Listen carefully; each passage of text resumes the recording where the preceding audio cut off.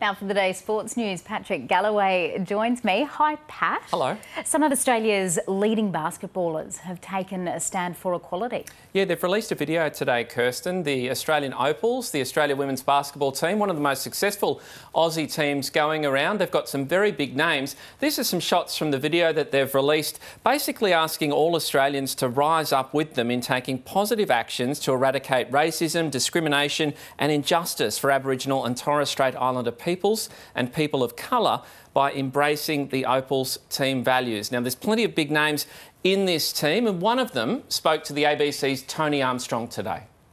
Joining us now is Opal star Liz Cambage. Of course, you guys just announced the Rise Up campaign. Can you tell us a little bit more about what Rise Up stands for?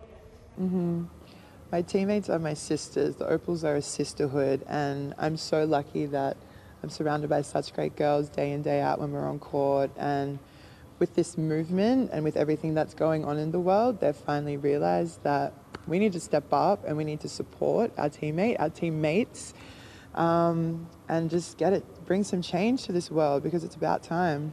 So you said the rest of the squad felt compelled to, I guess, boycott training off the back of some stuff you might have written into the player WhatsApp. Can you tell us a little bit more about that? I guess in a way I'm growing up and I am maturing and learning, and instead of, getting emotional on Instagram or a tweet, I took it to the girls and I was like, look, I'm not happy with Basketball Australia. I'm not feeling supported. I don't know how I can come to training in the morning. I'm tired. Like, it's hard right now, especially with people of colour in this world. We're carrying big weight, big energy weighing us down right now. But I just told the girls, I was like, I'm struggling. I can't come in the morning. Switch my phone off for a couple of hours and then boom, turn it back on. They've boycott training the next morning. And from there it was just change, and Basketball Australia coming to the plate, wanting to change, wanting to support us and wanting to change, our program and the way that we do connect with children and our grassroots, because they are the future. And unless we're being the real role models we can be and connecting with them, then there won't be any change. Off the back of this cultural flashpoint, which is Black Lives Matter, do you think we're actually going to see that societal change that we've been talking about? That's the major thing. We've said everything that needs to happen, things that need to change, but are we holding organisations accountable, holding our friends and family accountable around us for microaggressions that you don't really notice, but it's all imprinted within us? I think it's really important that we do change Australia and undo this whitewash country. I don't understand how we market ourselves as an international country when you don't see it at all. So without visibility and without really upholding equality standards, there can't be any change in this country. And that's why I'm so happy we've developed Rise Up. And I'm very excited to get it out there to the world.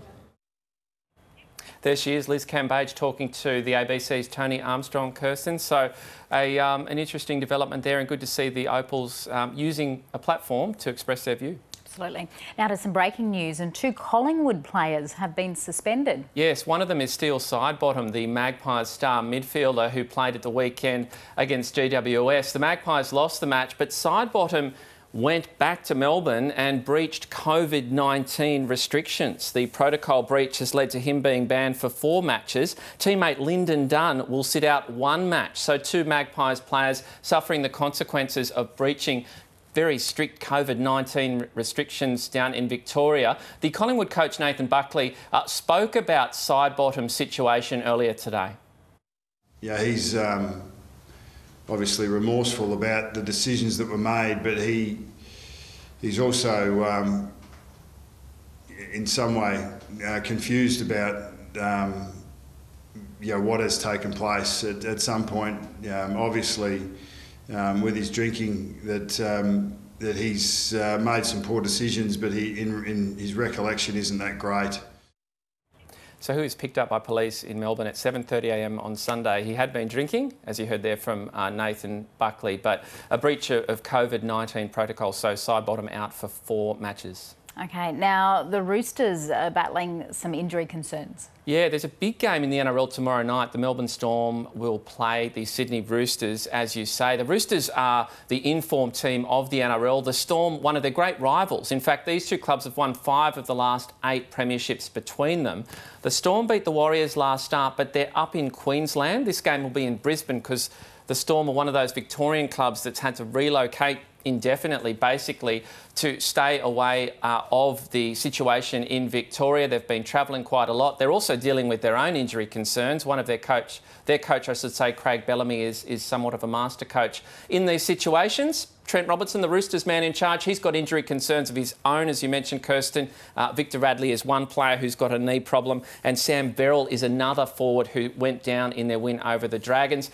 Robinson spoke earlier today. Have a listen to this comment when someone asked him about his rivalry with Craig Bellamy, the Melbourne Storm coach. No, I don't find it challenging.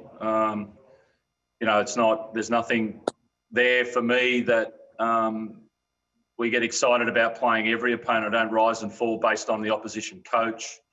I think the consistency in performance is around respecting every coach and team that you come up against. And then you attack them how you want to. And I think there's been no difference for me against any other opponent. And just lastly, Kirsten, the A-League, it's been decided that the schedule will go ahead from Thursday, July 16. 27 matches to complete the season in 28 days, starting Thursday, July 16. So the A-League, one of the last big codes to get going, their schedule has been confirmed today. Okay, thanks, Pat. Thanks, Kirsten. Let's check the national weather now with